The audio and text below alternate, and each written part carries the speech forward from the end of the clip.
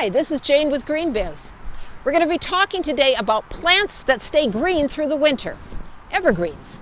Now I come from Minnesota, and I tell people up in Minnesota it wasn't so important to have plants staying green through the winter because they were just covered with snow. But down here, that doesn't happen. So people like to have plants that, well, are green, that show life throughout the whole winter months.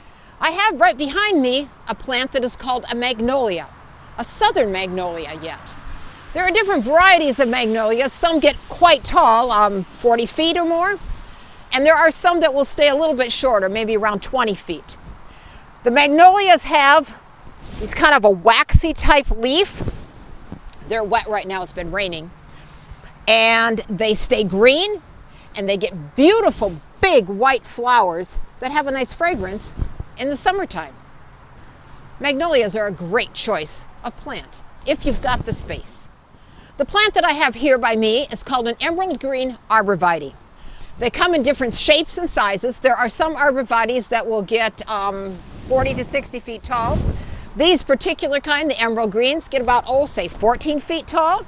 I've got some that just stay little, maybe 3 foot tall. Depends on what you want them for.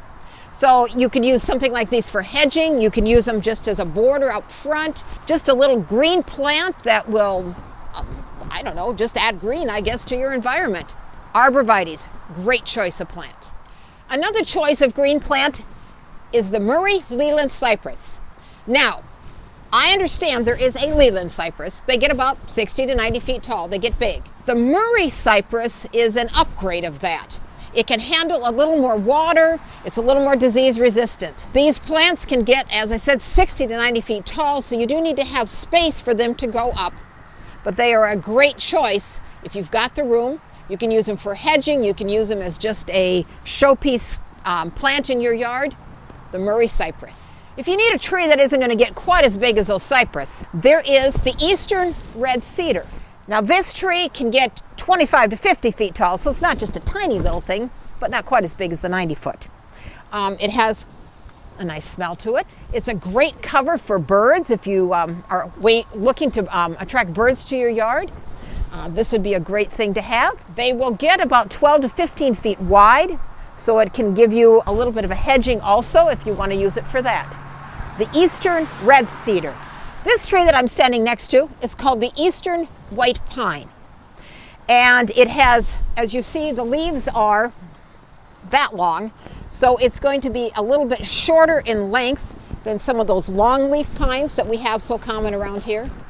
As you can see from the branching, it's a very unique shape to it. So it's going to give you, well, something that's just a little different than what all the neighbors have, and then just that straight look like this. It also produces pine cones, and it is going to be great for birds to nest in.